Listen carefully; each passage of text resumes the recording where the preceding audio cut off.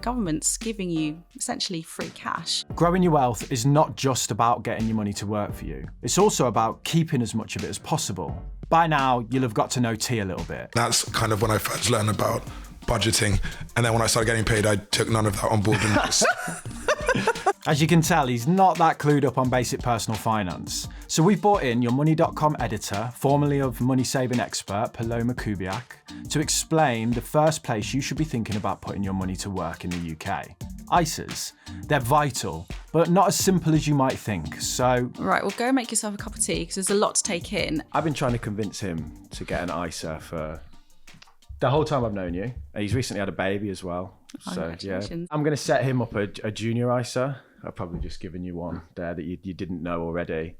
But yeah, so my aim today, if we can, is to really, through this conversation, convince him of why he should be using them. Because one of the things he's quite bullish on crypto, which, you know, there's absolutely no tax wrapper or protection there. So that's, if we can get that out of today's episode, that would be great. Show me buzzer T, come on. Go on. Yeah. This is my I don't know what's going on buzzer, so if there's any... He's going to be hitting that a lot. I'm going to be smashing that whenever we're talking about anything technical and I get lost. I'm just going to hit the buzzer. Yeah. We're going to start by putting you on the spot, T, just straight up. So the conversation is about ISAs today, and I want you to tell me how many different types of ISAs are there? Name them. Junior ISA? Yeah, I just gave you that one. I know. Stocks and shares ISA? Yeah. Cash ISA? Yeah. That's about it. Yeah, okay. They're the most important ones, right? It's subjective important, but I would say they're the most well used. You've got the innovative finance ISA as well, which is probably not used at all. You said, are there any others that we've missed there? There is Lifetime ISA. Lifetime ISA, of course. Yep, Help to Buy ISA. Yeah. And there's also something, it's called, I suppose it's Flexible ISA and Portfolio ISA. So yeah, it's quite a few different ISAs, I suppose. With all those different types, it can be really confusing. And I think a lot of people, when they first come at this topic, they see all of that and they're like, no. So could you kind of give us a one-liner of what is an ISA?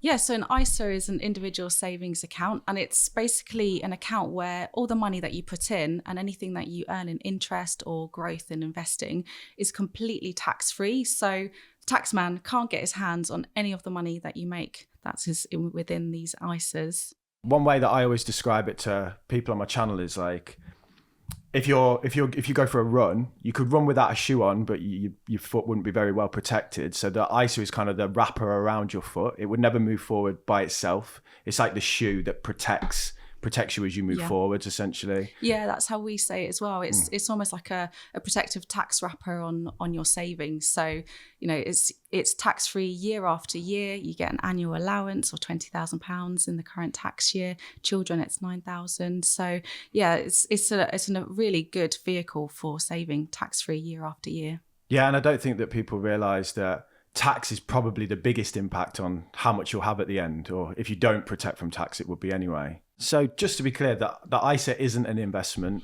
It's just an account that holds your money. So it helps your investment. Yeah, it protects them from tax. So it's just a wrapper. In the same way, a bank account, you put money in it. You know, an ISA, you put funds, investments, etc. into them. Tremaine touched on a few of the different types there.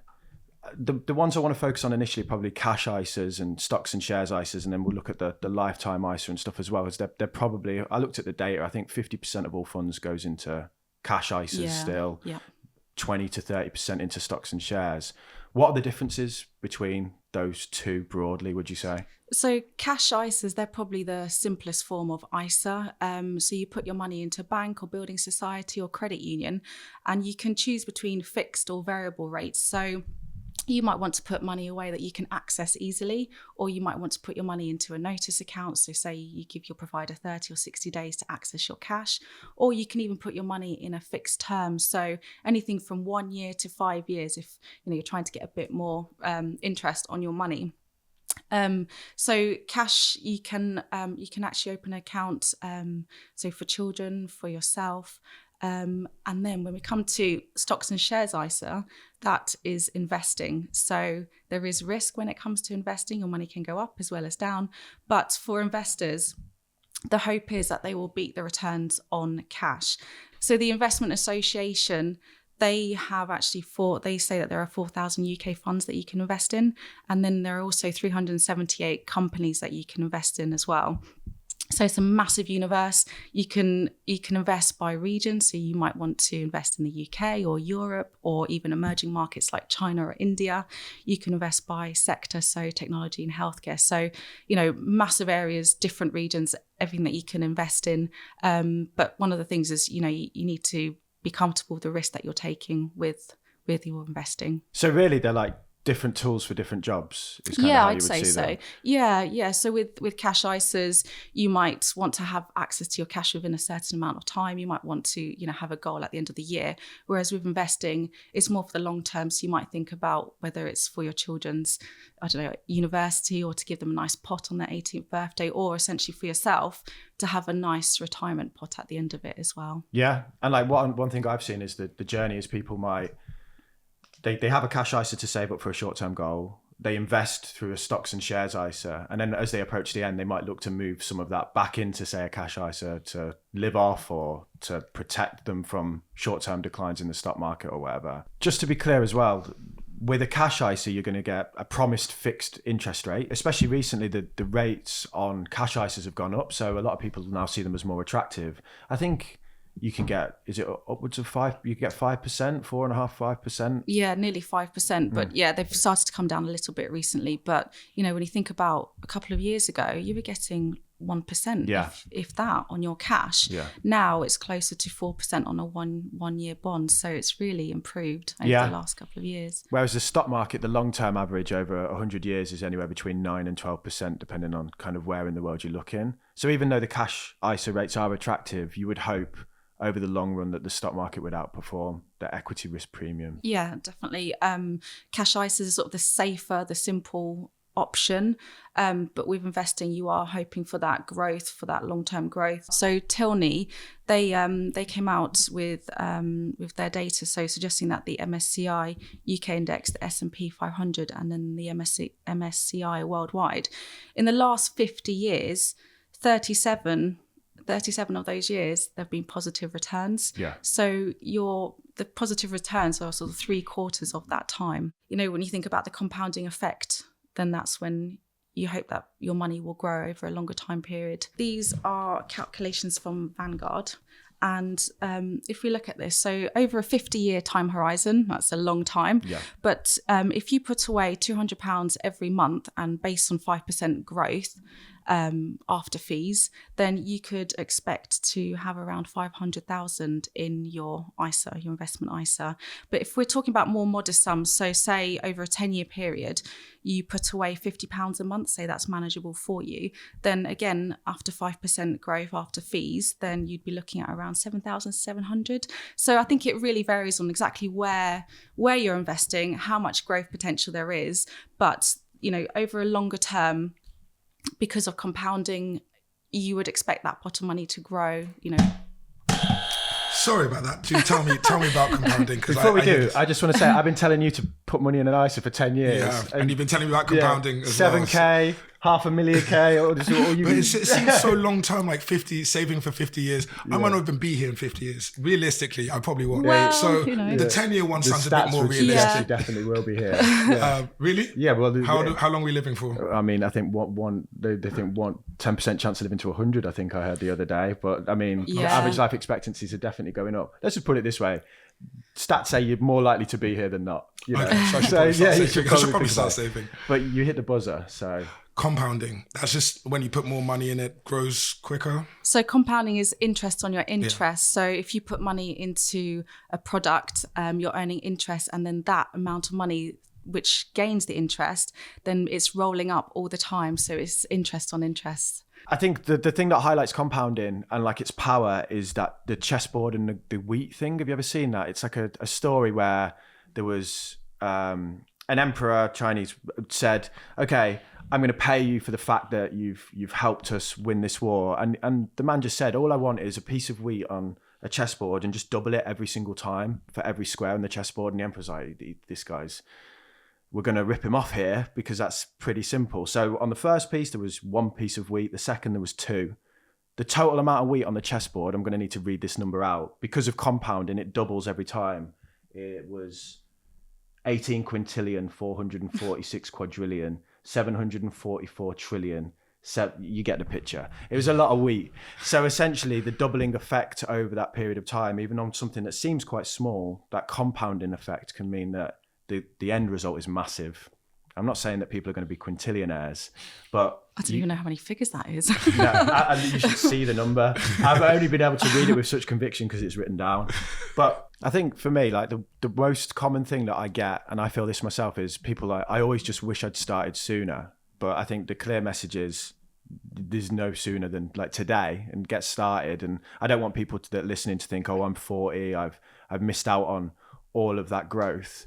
But, you know, with compounding and the benefit, as you said, I saw something about if you start at 20 and you pay 250 a month in, if you start at 30, you're going to need to pay nearly double that in to match the growth that 20-year-old will see over that period through the same level of investment. Yeah, I think some of the headlines and some of the statistics that we find, they can be quite scary, saying, you know, by the time you're 30 or 40, you need to put half your income into your pension.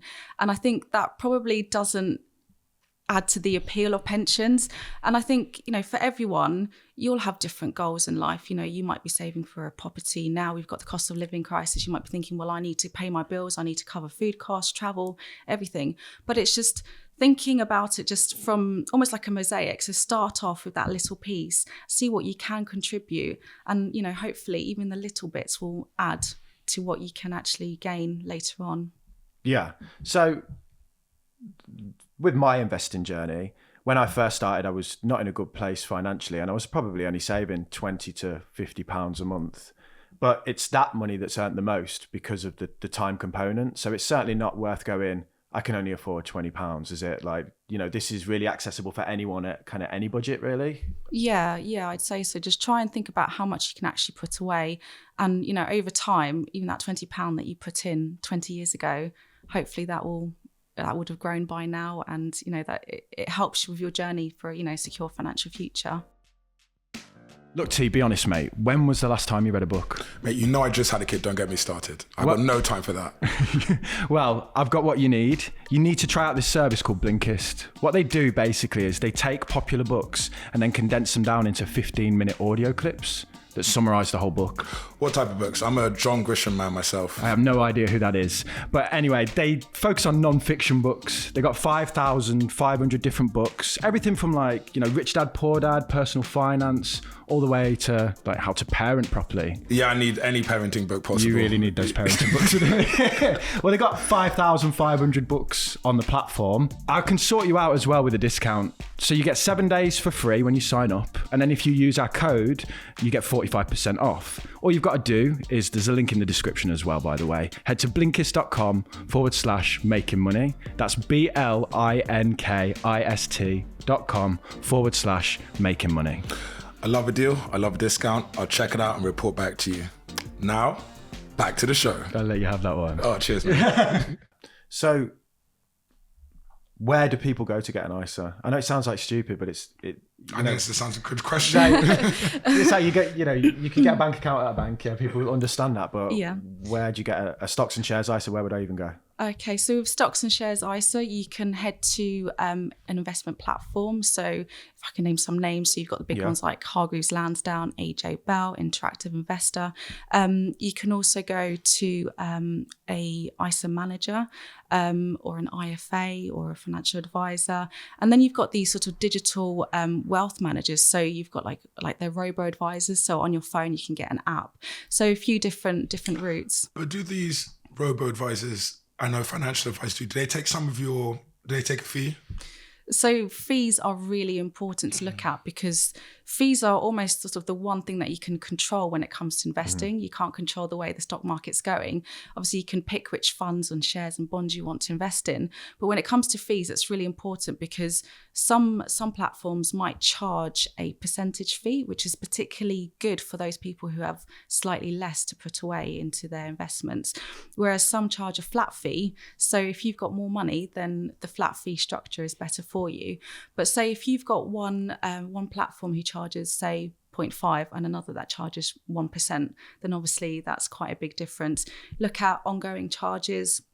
You want to look at one-off charges as well, like trading charges, and also exit penalties. If you want to take your money out, then just being aware of all the fees that could potentially eat into your money. Yeah, I think like the problem is that the fees are dressed in a way that people are like, I'm not used to this kind of fee, but actually it's just a fee for the account. There's fees for the things that you put inside, and then there's might be fees every time you buy and sell. I think the thing is that people need to understand that the difference between a 1 or 2% fee and a 5% fee is potentially hundreds of thousands of pounds over the course of holding a product for years. So it is, as you say, it's the one like variable that you can control. I think, people are going to go, okay, I can get them from these managers. You could literally Google stocks and shares ISA or cash ISA or whatever, and it'll come up with the best providers. How much money should people be putting away? I know that's a hard question to answer, especially at the minute. But do you have any thoughts on that? I would say that it's quite subjective. So everyone's got different incomings, outgoings, priorities. And I think it's looking through your budget, go through your direct debit, see how much money you could potentially put away. But the one thing we say is, try and have at least 3 to 6 months of your salary put away into an easy access account. If your car breaks down, your boiler breaks down, then at least you've got some emergency cash to fall back on before you go down the investing route or putting your money away for a period of time. Like actual true story. Not that the other ones are. Yeah. The rest are all lies. Yeah. They're embellished. No, so I lost my car keys the other day because I lose car keys like on a weekly basis, it seems. So I was locked out of my car. And these are my spare sets. So now I've lost both sets of car keys. So I call the garage and I'm like, how much? They're like 400 quid for a set of keys. I'm like, it's a lump of plastic. You're rinsing me, but okay. Borrowed my Mrs. Mum's car, drove it down the motorway and broke down in the middle of the motorway. Like literally the car just cut out and stopped in the motorway. So the police come up and go, we have to get you towed out the motorway, but then you have to pay the fee for us to tow you, and then you have to pay another fee to recover your car. So they towed me to the garage, and then the garage are like, now you can pay us again. Short story, 24 hours, £1,000 just for me like breaking cars. And that was my emergency fund that kind of saved me in that position. Yeah. Like in a normal, I remember a few years ago that would have just wiped me out. And, I've got my money in the stocks and shares ISA. I can't just sell those investments and get it out instantly. I've got to pay them there and then. And having that emergency fund is just a real example of how it actually did save me. Definitely. And having that emergency fund, and then once you're comfortable with that, you have some savings on the side, then you can consider investing and sort of putting your money away. Yeah. And I think, people hear these stats of like, you should save 10% or 15%, and they get a bit intimidated thinking, I think a quarter of all households in the UK at the minute are borrowing to just pay the bills. But I think it doesn't need to be 10% right now. It's something you can build up to. And if you look at how people save, they kind of up it as they approach retirement or these goals in their lives anyway. So just getting started with even a little bit is better than nothing. Yeah, I think that's a sort of a hurdle to overcome. Some people might think that they're not rich enough to invest, or, same with going to see an IFA or a financial advisor. But it's starting small. It's just getting on there in the first place. And then once you've made that sort of decision and, gone on to the investing side or putting money away, then that's almost like a mental hurdle that's kind of overcome. This is exactly why I hate saving, because just like you said, my car broke down. I had an engine problem, $2,000. And then I went on holiday in Miami. $2,000. Yeah, that was in the club. No, I went on holiday in Miami, and then actually I was in the club. I had a bit too much fun time, and I was meant to catch a plane, missed the plane, had to buy another plane ticket, £500. This is why you hate saving. This is why I hate saving, because every time I'm like, oh, I saved a nice amount, something happens, and then I have to dip into my savings, and then you see it just drain down, and I'm like, oh. Is that because of the savings though? I don't know. They're probably quite helpful, aren't they? Yeah. It just feels like you always have a figure in mind, and then no matter how much I save, life just throws curveballs at you. Yeah, and this is why they're different tools for different jobs. Like your emergency fund is solely there just to blow in LA or whatever you do with it. Yeah. And then the other pots, like the investments, you have that emergency fund to protect those so that you never touch them. And over the course of a year, 2 years, a decade, they build up to something that's really significant. So can you have different ISAs? Like how many ISAs can you have at once? Yeah, good question. Right. So there are essentially four that you can hold all at the same time. So that's the cash ISA, investment ISA, and I hate saying this word, innovative ISA, and also a lifetime ISA. Yeah. So the maximum that you can put away each year in this current tax year is £20,000, and that can be between those 4 different ISAs. But with a lifetime ISA, the maximum you can put away is £4,000. But you can transfer your money in between sort of stocks and cash ISAs. So as long as you stick to that £20,000 annual allowance for an adult, then that's the rule, the main rule too. One common misconception is like you can only have one of each ISA. It's more the money in than it is the amount of ISAs. So I've actually got a load of stocks and shares ISAs because I've been investing for a number of years. I've opened different accounts with different providers. And at the start of each financial year, I just got to make the decision of this is my stocks and shares ISA for the year. Once I've paid money in, you're kind of committed to them for the financial year. The lifetime ISA is because the government will give you a bonus on top of it of up to £1,000, is it, for the year? Yeah, so the lifetime ISA, so that was introduced back in 2017. Seems so long ago now, but it's a savings account where you can save to get on the property ladder and for retirement as well. So it's kind of a hybrid scheme. So the maximum you can put away is £4,000 a year, where the government will give you a 25% bonus. To open one, you have to be between the ages of 18 and 39, but you can continue saving up until the age of 50. So if you think about from the age of 18 to 50, you can put away £128,000 and the government will give you £32,000. So if you're looking to use it for a first property, there are some limits you need to be aware of. So it's £450,000 for that property. So a few things to think about there. And also lifetime ISAs can come in both stocks and shares and cash ISAs. Yeah, the property focus is, I think, the main one for a lot of people, but the actual long-term benefit of using a lifetime ISA that you get in up to £1,000 a year free from the government and then investing that, and compounding that over the long term is quite unique in its benefit there. And then tax-free at the end as well. Yeah, I mean, when the government came out of this scheme, they said the lifetime ISA isn't a replacement for a pension, but it's sort of targeting those 18 to 39-year-olds, and it's a hybrid scheme between buying a property and for pension. But there are differences between the lifetime ISA and a pension. Mm-hmm. But if we just sort of look at when you put money into a pension, so say you put 80p in, the government tops it up to 20p if you're a basic rate taxpayer, so that means you've got £1 in there. With the lifetime ISA, it gives you a 25% bonus. So sticking the same figures, if you put 80p in, you get your 25% bonus, which would be 20p, so you still have £1. So they're exactly the same.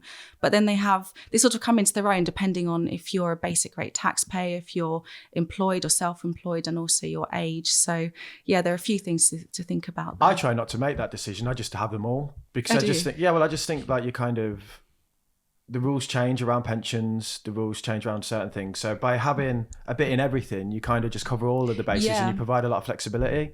Pensionable age by the time I retire might be slightly older. Yeah. So to have a pot that matures at 60, like a lifetime ISA, might be a good thing. In the same way, a stocks and shares ISA has the most flexibility in terms of I can take the money out whenever I want, but it might not have the same benefits in terms of money in as a pension.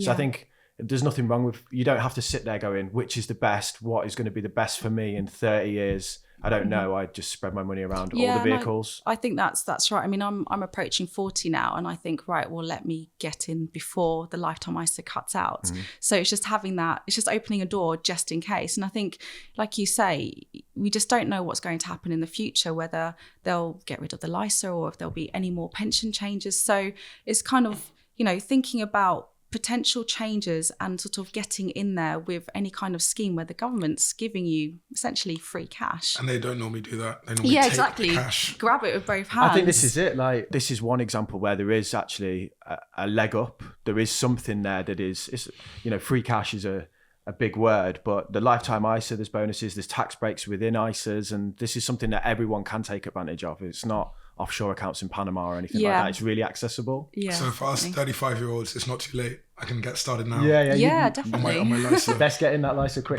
before I get to 40. Yeah. I just wanted to talk about the investment point, just because I want your thoughts, because I think anyone that's kind of sat back and looked at investments over the last year or two will have seen what happened in 2020 where everything exploded, and has probably now seen it all collapse. And I know there's a lot of people that have an attitude of, like it's all really risky. When we're talking ISAs and structures and long term, like how do you kind of approach that? That's a good question. And I think, from the pandemic, everything tanked, and it brought about all this nervousness from, even sophisticated investors, those who'd been investing for a while as well. But we have to remember, when you're investing, there is risk. It does go up and down. You can never buy sort of the average fund. It's always up and down, up and down. But at the same time, now that things have, 2022 was a really bad year for a lot of the markets. And that is actually a time that you can start investing because you're buying low. So in a way, you have to think of it slightly differently. So you're buying low. There's something called pound cost averaging. So you put money away each month over a period, and obviously the stock market goes up and down. If you're buying low, so when the stock market goes down, then you are buying at a lower price, whereas if you're buying high, that's something that you don't really want to do. So pound cost averaging, it's sort of taking the average across all those periods. I think it also just removes the decision in terms of like people sitting on the sidelines going, oh my God, when do I put my money in? When do I put my money in? If you just have a ritual where you invest on a monthly basis every month, the data shows that's sensibly doing that long term is pretty sensible. And it just takes away that, like, is now a good time to buy? Is it a bad time? There's like, always regulating. You just say, I get paid, I buy into the stock market, and it removes that. And over the long term, you hopefully do quite well. Yeah, it takes the emotion out of investing. If you're just putting away, say, £25, £50 a month, you're not really thinking about it, but that money is it's working harder for you when it's a lower asset price. If you think of it from this perspective, if I can sell you something for 10 today and you're happy to buy it, and then it's worth 5 tomorrow, and you buy it again and it goes back up to 10, even though the price has stayed the exact same overall, in terms, you've made 5 on that move. So consistently buying the downs in the market, it averages out your price. Well, you're averaging at different prices, and you take benefit of the rises in the market. I mean, through pound cost averaging, you could actually make money even in a flat market if it oscillates or fluctuates. So last year I lost very personal. I lost a zero in my net worth because I had a lot of money in crypto and the market crashed. From 10 to 0. 10 to 1. 10 to 1. Yeah, so it's always good to, when it crashes, buy when it crashes and then keep buying. So the long-term trend of the stock market over a long period of time is around 9%, 10%, but if you look at the returns on any year, the actual figures are all over the show. But the idea is that when markets are down, you're buying in. As Warren Buffett basically said that the stock market is one of the only examples where people aren't happy when there's a sale on. They're like, they think, oh, I'm not buying that because it's down in price. I only want to buy it when it's rising in price. But it's like Mac going, or Apple going, oh, it's 50% all off laptops, and people are like, I don't trust that. Like, I'm not having that.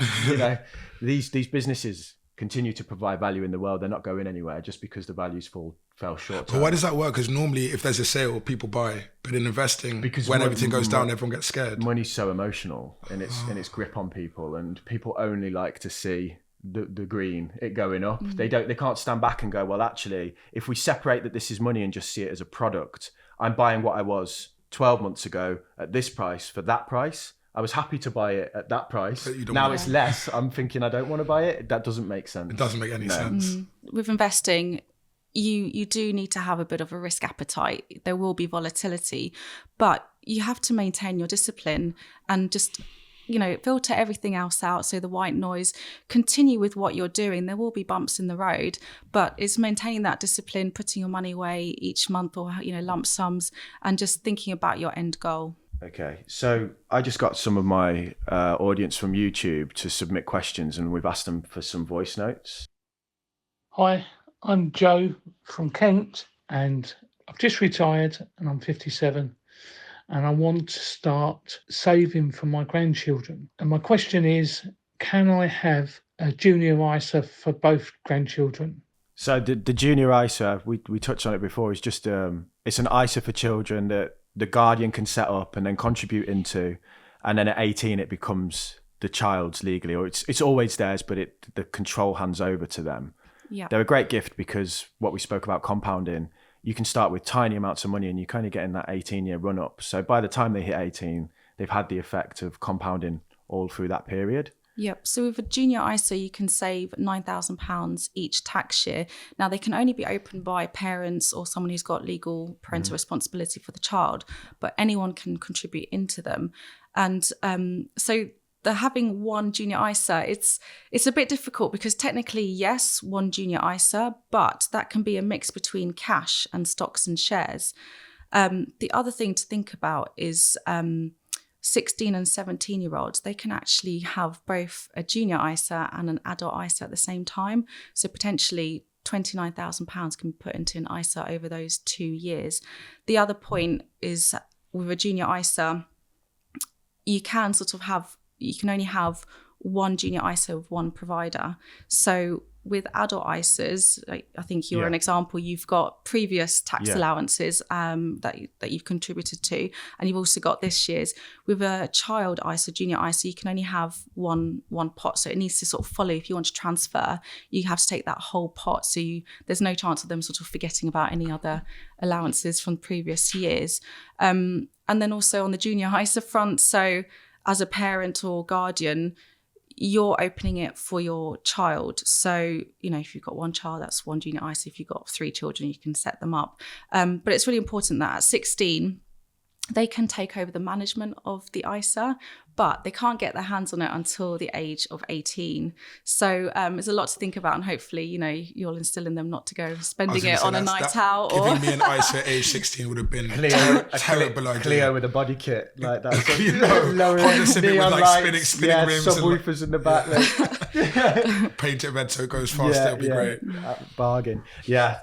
So in Joe's situation, to clarify, the legal guardian or parents would open it, and then family members or loved ones can contribute into it. And it is one, but it's one per child because it's the child's ISA. It's not actually Joe in this example. So the question would be, only one per child, but if there was 8 kids, they can each have their own one. Yeah, that's right. And £9,000 a year is quite a generous allowance, isn't it? For amount. And also with the ISAs, you might think that children don't pay tax on savings, but actually they do. If they earn over £100 in interest a year, then they're taxed at their parents' marginal rate going over. So that's another reason why junior ISAs, it's almost a no-brainer for the child because it's tax-free year after year after year. And once they do turn 18, hopefully you've got either a nice cash pot or a stocks and savings, amount, an investment amount for them. Yeah. Okay. So next up is Steve, and he's got a question about Help to Buy ISAs. Hey Damien, I'm Steve, 28 years old from the East Midlands. My question was, are Help to Buy ISAs worth it anymore? I think this... Quick question, what's a Help to Buy ISA? Yeah, so Help to Buy ISA is sort of the earlier brother or sister to the lifetime ISA. So again, it's similar that you put in an amount and the government tops up by 25%, but with the Help to Buy ISA, the maximum you can put in over the course of it was £12,000. So the government would give you a £3,000 bonus. It's closed to new applicants. It closed back in 2019, but there are 2.5 million people who have opened these Help to Buy ISAs, and they can continue contributing until the age of till 2029. Slightly different housing limits. So with the Help to Buy ISA, you could buy a property worth £250,000 across the UK or £450,000 in London. So slightly different from the LISA, but it's actually fallen behind the average house price now in the time that it's been around. Because £250 back in the day in the north was probably all right, but it's not going to get you much actually in Manchester anymore. Exactly, and that's one of the criticisms of the Help to Buy ISA is that the property limit hasn't actually kept pace. It hasn't been indexed to it, for this situation. I think you can't sort of blanket it that it's not worth it. We've had cases where people have approached us saying, I'm looking to buy a house, even with my brother, my sister, my partner, and they can't use the Help to Buy ISA bonus because house prices have run away.